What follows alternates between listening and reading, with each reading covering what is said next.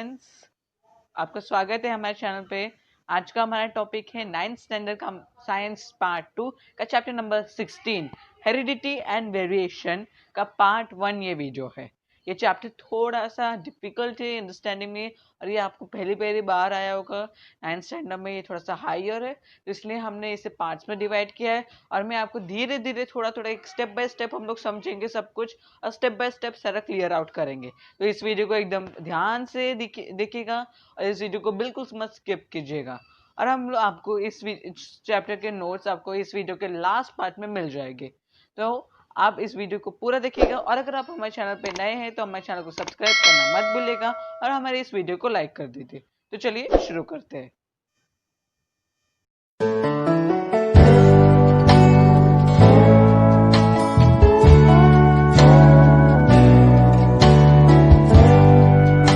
Directly पहले topic पे जाने से पहले मैं आपसे कुछ बातें करना चाहता हूँ हेरिडिटी एंड वेरिएशन के बारे में। अब हेरिडिटी क्या होती है? हेरिडिटी मतलब हमारे जो पेरेंट्स होंगे उनकी जो ये होगी, उनका बिहेवियर, उनका फेशियल, उनका फेस एक्सप्रेशंस, वो सब उनके जैसे कुछ कुछ पार्ट्स हम में आना। जैसे कि अगर वो बहुत कुछ चीजें ऐसी होती है कि जो हेरिडिटी से पास होती है, जैसे कि आप बोल सकते हो डिजीजेस भी बहुत। अगर आपके पेरेंट को अगर एस्थमा है तो आपको भी एस्थमा होने के चांसेस होते हैं। डायबिटीज है तो घर में किसी को तो आपको भी होने के चांसेस होते हैं, आपके पापा को या डैडी को, ऐसे कुछ। तो ऐसे बहुत ये हेरिडिटी डिजीजेस हो गए। और हेरिडिटी एक्सप्रेशंस, हेरिडिटी फीचर्स, यानी कि आपके आप बोल सकते हो ना कि आपके पापा आपके जैसे दिखते हैं, आप आपके पापा के जैसे दिखते हो, ऐसे बोलते हैं। तो ये सब बोलते हैं क्योंकि हेरिडिटी होती है। वो डिपेंड करता है कि आप अपने मम्मी जैसे दिखते हो, पापा जैसे दिखते हो। वो सब डिपेंड करता है कुछ फैक्टर्स पे जो हम सीखेंगे। तो मोस्टली ये चैप्टर में हम लोग सीखेंगे कि हाउ टू रिप्रोडक्ट, रिप्रोडक्शन कैसे होता है प्लांट्स में, और ये हेरिडिटी का रिलेशन क्या है हमारे लाइफ में, और what is variation in the heredity. तो चलिए अब शुरू करते हैं। इस चैप्टर में हमारा सबसे पहला टॉपिक है इनहेरिटेंस। तो अभी इनहेरिटेंस क्या हुआ? Inheritance is the branch of biology which studies the transfer of characteristics of organism from one generation to the next, and genes in a particular is called genetics. So what is genetics?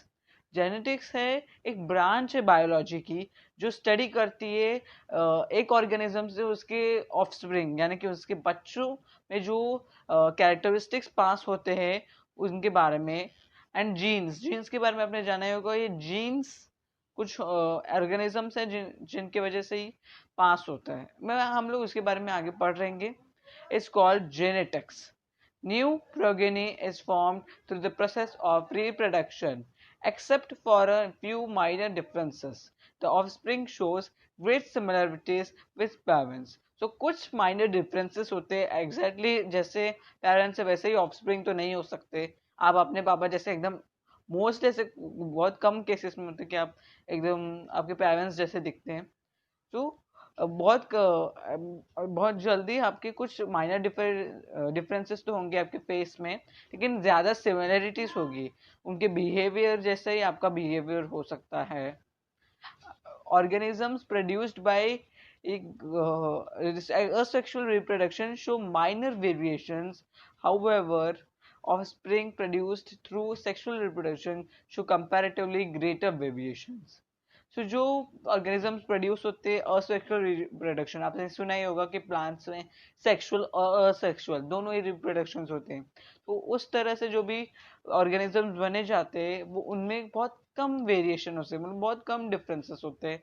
और जो ऐसे sexual reproduction की वजह से होते हैं उनमें थोड़े ज्यादा हुआ है, कंपैरिजन करेंगे उससे तो उसमें थोड़े ज्यादा होते हैं। अब हम बात करते हैं हेरिडिटी की। Transfer of characteristics from parents to offspring is called heredity. यानी कि जो ट्रांसफर होता है कैरेक्टरिस्टिक्स पेरेंट्स से उनके बच्चों में, उसे बोलते हैं हम लोग हेरिडिटी। चाहे वो डिजीजेस हो या फिर उनके फेशियल एक्सप्रेशन हो या फेशियल फीचर्स हो या बॉडी लैंग्वेज हो। It is due to heredity that puppies are similar to dogs, and squabs are similar to pigeons and infants are similar to humans. तो इन्फेंट्स मतलब हम बात कर रहे हैं बेबीज की, बेबीज को इन्फेंट्स बोला जाता है, और which are similar to humans. तो सारे ह्यूमंस एक जैसे ही दिखते नहीं है, लेकिन उनका बॉडी स्ट्रक्चर तो सेम होता है, और जो पेरेंट्स हैं उनके ऑफस्प्रिंग होंगे वो उनसे दिखने में सिमिलर होते हैं। बहुत बार आपको बोला होगा आपके रिलेटिव्स ने कि he is similar to look. So I hope कि आपको हेरिडिटी समझ में आ गई होगी। It is due to heredity that puppies are similar to dogs. ये भी आपको समझ में आ गया होगा कि सब लोग सिमिलर ही होते हैं अपने पेरेंट्स से। ये हम लोग थोड़ा सा कंटिन्यू करते हैं इनहेरिटेंस के बारे में। अब जब हम लोग उसके बारे में थोड़ा हमने पढ़ा, what are genetics. Genetics is a study in biology which studies about the characteristics transferring to the offsprings of parents. यहाँ पर आप देख सकते हो facial features, the nose and lips, hair line, attachment of the ear bone, ये सब आपको अलग अलग दिख रहे होंगे। ये सब अलग अलग फैक्टर्स है जो आपके सेम टू सेम होंगे आपके पेरेंट्स से। आपने अगर ऑब्जर्व किया होगा तो आपको बहुत बार लोगों ने बोला होगा कि दिखने में इसके जैसा है, इसके कान ऐसे, इसकी आंखें इसकी जैसी है, तो ऐसे बहुत बार बोलते हैं। So that is comes in inheritance. और यहाँ पर आप देख सकते हो द नोज एंड लिप्स बहुत बार सिमिलर हो सकते हैं। ये और आपको बार बार आपने ये भी ऑब्जर्व किया होगा कि आपके बहुत बार लोग बोलते हैं हाथ की रेखाएं भी सेम है। ऐसा कभी होता नहीं है। Inherited traits and expression of traits.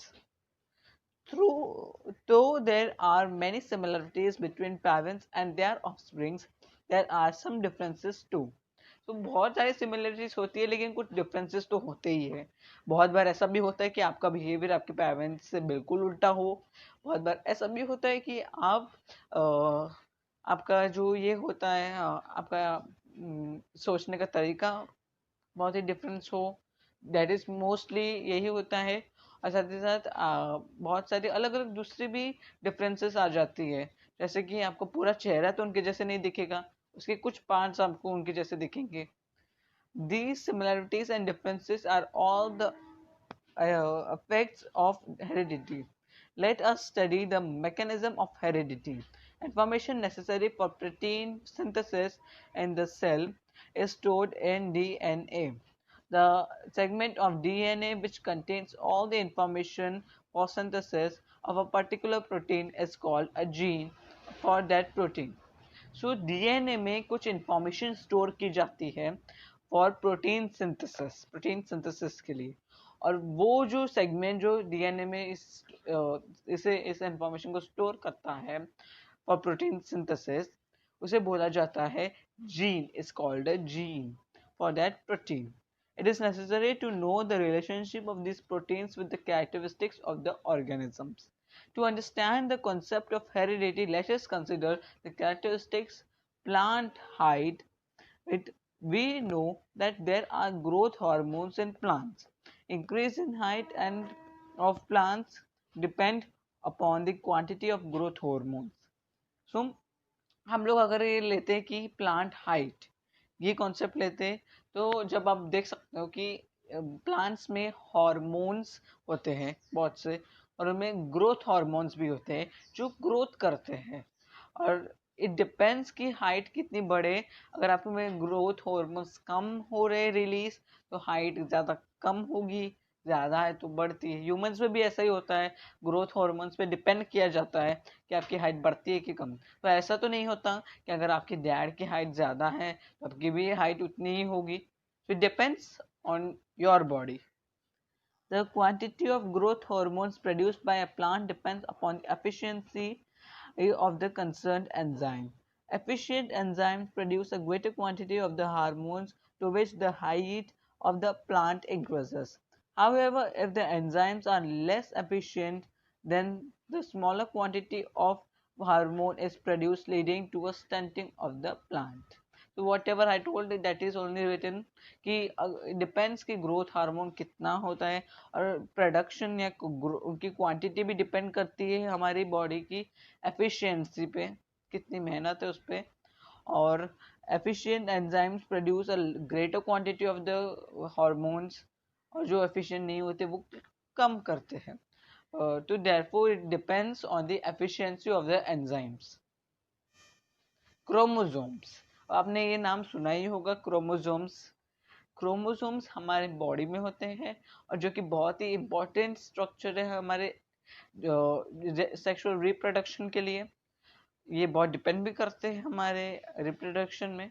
The structure in the nucleus of cells that carries the hereditary characteristics is called the chromosome.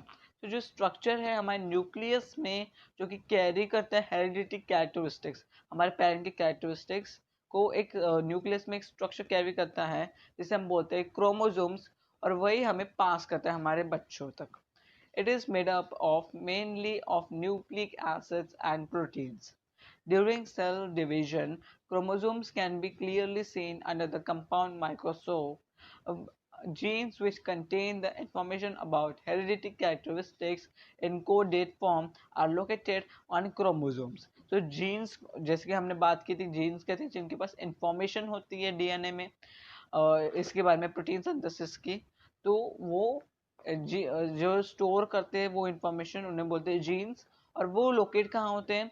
They are located genes which contain the information about hereditary characteristics in coded form are located on chromosomes. वो chromosomes के ऊपर होते हैं। Each species has a specific number of chromosomes. Each chromosome is made up of DNA and it appears dumbbell shaped midway during cell division. So जब cell division होता है तब हम क्रोमोसोम्स को कंपाउंड माइक्रोस्कोप में देख सकते हैं क्लियरली। और chromosomes are made up of DNA and it appears dumbbell shaped। Dumbbells, आपको पता है ना डम्बल्स कैसे होते हैं, उसकी शेप जैसे होते हैं। और वो उनकी हर एक स्पीशीज होती है, जैसे कि डॉग्स, ह्यूमंस। तो ह्यूमंस में कितने क्रोमोसोम से डिपेंड करता है, अलग होता है दूसरी स्पीशीज से। तो ये स्पीशीज से डिपेंड होता है कि कितने क्रोमोसोम्स है, तो it differs. There is constricted region on in each chromosome. It is called the primary constriction or the centromere. This divides the chromosome into two parts. Each part is called an arm. So chromosomes में कुछ constrictions होती है, constricted regions होते हैं, और उन regions को बोलते हैं हम लोग primary constriction और centromere। और वो डिवाइड करता है क्रोमोसोम को टू पार्ट्स में, हर एक पार्ट को बोलते हैं arm. The centromere has a special position in each chromosome. Depending upon this, the chromosomes are of 4 types of chromosomes. तो हमारे पास 4 टाइप्स के क्रोमोसोम्स होते हैं हमारे बॉडी में, और वो कैसे डिपेंड करते हैं कौन से फैक्टर पे, जो कि होता है position of the centromere. Centromere की पोजीशन भी डिपेंड किया जाता है कि कैसा कौन सा टाइप का क्रोमोसोम है। ये है एक स्ट्रक्चर है क्रोमोसोम्स का। यहाँ पर आप देख सकते हो आर्म्स ऑफ क्रोमोसोम्स आपको दिख ही रहे होंगे, ये दोनों आर्म्स है क्रोमोसोम्स के। और फिर आपको यहाँ पर सेंट्रोमेयर दिख रहा होगा, इसकी पोजीशन यानी कि जो बीच वाला है उसे हम बोलते हैं सेंट्रोमेयर, और इसकी पोजीशन भी डिपेंड किया जाता है कि कौन सा टाइप का है वो। यहाँ पर आपको क्यू आर्म, पी आर्म दिख रहा है, और ये है DNA. Types of chromosomes can be easily identified during cell divisions. पहला है metacentric. Metacentric, the centromere is exactly at the midpoint in this chromosome and therefore the chromosome looks like the English letter V. The arms of this chromosome are equal in length. So क्या होता है, metacentric chromosomes वैसे होते हैं जिनका जो centromere है वो एग्जैक्टली मिडल में हो, देख सकते हैं आप यहाँ पर, ये मेटासेंट्रिक का फिगर है। और उनके दोनों ये आर्म्स होते हैं वो एग्जैक्टली इक्वल मेजर के होते हैं, और वो वी लेटर फॉर्म करते हैं। ऐसा दिखेंगे तो इंग्लिश लेटर वी आपको दिखेगा, वो देखो आप देख सकते हो यहाँ पर वी दिख रहा है, उन्हें हम बोलेंगे मेटासेंट्रिक। ओके, दूसरे होते हैं सब metacentric. The centromere is somewhere near the midpoint in this chromosome, which therefore looks like English letter L one arm is slightly shorter than the other. So metacentric में क्या होता है, मेटासेंट्रिक में क्या था कि डायरेक्टली एकदम मिडल पे होगा सेंट्रो में, लेकिन सब मेटासेंट्रिक में होता है कि वो थोड़े से आसपास होते हैं, मिडल के आजू बाजू, एग्जैक्टली मिडल पॉइंट पे नहीं होते, आसपास होते हैं. और उनमें क्या होता है, एक आर्म थोड़ा सा बड़ा होगा दूसरे वाले से, they are slightly bigger than the other. देख सकते हैं आप, और वो इंग्लिश लेटर एल को फॉर्म करेगा. अब देख सकते हैं यहाँ पर ऐसे एल दिख रहा है आपको, यहाँ पर ए वाला बड़ा है इससे. थर्ड टाइप है acrocentric. The centromere is near one end of this chromosome, which therefore looks like the English letter J. One arm is much smaller than the other. So यहाँ पर क्या होता है कि सेंट्रोमियर है वो एक एंड पे है, दो एंड्स होते हैं तो उसमें से एक एंड पे हो जाता है, तो उसके वजह से एक आर्म बहुत ही छोटा होता है दूसरे वाले से, दूसरा बड़ा लंबा होता है. और ये लेटर कौन सा फॉर्म करता है, इंग्लिश लेटर जे. आपको याद रखना है हर एक कौन सा लेटर फॉर्म करता है. ये देख सकते हैं, यहाँ पर फिगर है एक्रोसेंट्रिक का, इस तरह कुछ दिखता है जो कि जे ही है ऑब्वियसली. फिर बारी आती है fourth type, that is telocentric. The centromere is right at the end of this chromosome, making the chromosome look like the English letter L. This chromosome consists of only one arm. So acrocentric क्या था, उसके दो arms थे, क्योंकि उसका जो centromere है वो एग्जैक्टली एंड पे नहीं था, वो थोड़ा सा आसपास था एंड के, तो इसलिए दूसरा दो आर्म्स है. लेकिन टेलोसेंट्रिक क्या है, वो एग्जैक्टली एंड पे ही है, इसलिए उसका एक ही आर्म, दूसरा आर्म है ही नहीं, और वो इंग्लिश लेटर आई को फॉर्म करता है. आप देख सकते हैं यहाँ पर आई, ये है. तो दैट इज टेलोसेंट्रिक. तो आपको याद रखना है मेटासेंट्रिक और सब मेटासेंट्रिक, ये दोनों कौन से लेटर फॉर्म करते हैं, मेटासेंट्रिक वी एंड सब मेटासेंट्रिक एल. तो आपको अगर फिगर दिया जाए तो आपको मालूम पड़ना चाहिए कौन सा टाइप है. फिर एक्रोसेंट्रिक फॉर्म करता है जे, और टेलोसेंट्रिक फॉर्म करता है are. Generally, in somatic cells, chromosomes are in pairs. If the pair consists of similar chromosomes by shape and organization, they are called homologous chromosomes. And if they are not similar, they are called heterologous chromosomes.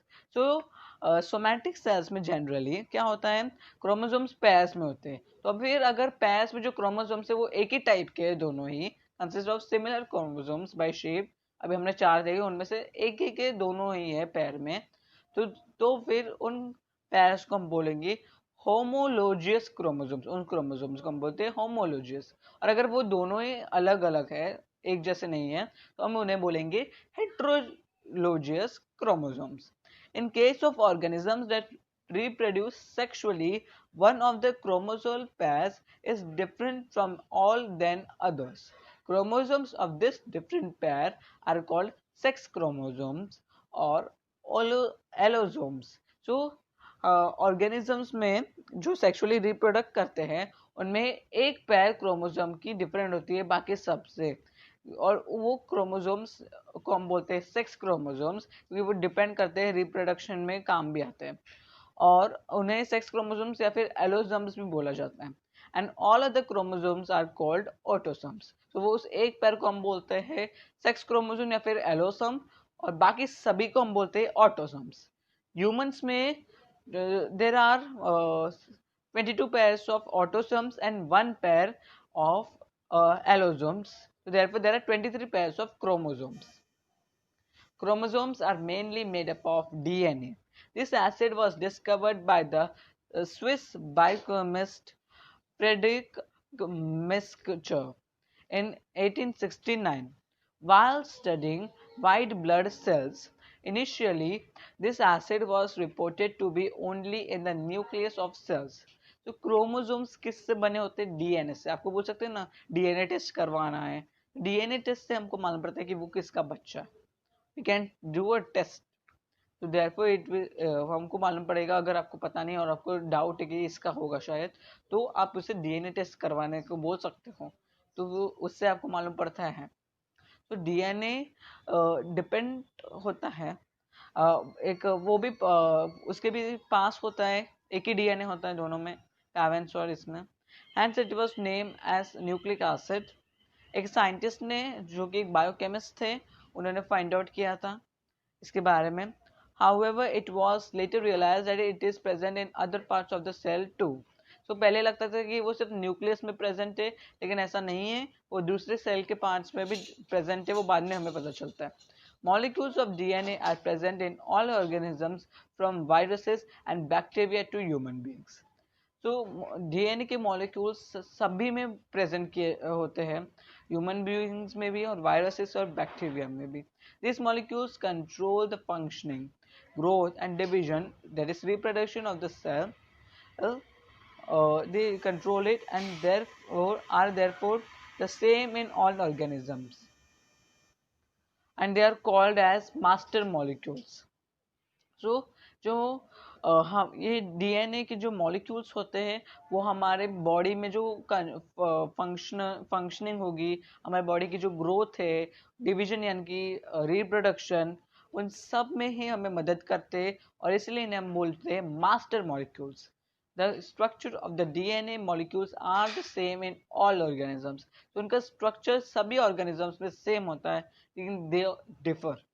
In 1953, Watson and the Crick production model of the DNA molecule, Crick produced a model of the DNA molecule. As per this model, two parallel threads called a double helix. This structure can be compared with a cold and flexible ladder. तो DNA में double helix नाम के ऐसे दो thread जैसे structures होते हैं, जिसे हमने फाइंड आउट किया था. उसके स्ट्रक्चर का मॉडल भी बन चुका है. Each strand in the molecule of DNA is made up of many small molecules known as nucleotides. तो हर एक मॉलिक्यूल के डीएनए के हर एक मॉलिक्यूल में एक कुछ मॉलिक्यूल्स होते हैं जिनका नाम होता है nucleotide. They are of four types of nitrogenous bases: adenine, guanine, क्रिस्टोनाइन एंड थाइमाइन. सो ये जो न्यूक्लियोटाइड्स होते हैं वो चार टाइप के नाइट्रोजीनियस बेसिस से बने होते हैं, जो है एडेनाइन, ग्यूनाइन, क्रिस्टोनाइन and thymine. Adenine and guanine are called as purines, while cytosine and thymine are called pyrimid lines. आपको नाम थोड़े से कंफ्यूजिंग लगेगा, लेकिन आपको used to हो जाएंगे. In the structure of the nucleotide, a molecule of a nitrogenous base and phosphoric acid are each joined to a molecule of sugar. तो एक न्यूक्लियोटाइड के स्ट्रक्चर में एक मॉलिक्यूल जो कि नाइट्रोजनियस बेस का होता है और फॉस्फेरिक एसिड, वो ज्वाइंट होते हैं एक मॉलिक्यूल ऑफ शुगर की तरफ. यहाँ पर आपको एक स्ट्रक्चर भी मैंने दिखाया है. Nucleus of a cell, chromosome, और this is gene. As there are four types of nitrogenous bases, nucleotides are of four types. So nitrogenous bases हमने अभी देखे चार टाइप के, तो न्यूक्लियोटाइड्स भी उसके डिपेंड होने की वजह से चार अलग अलग टाइप्स के होते हैं. Nucleotides are arranged like a chain in a molecule of DNA.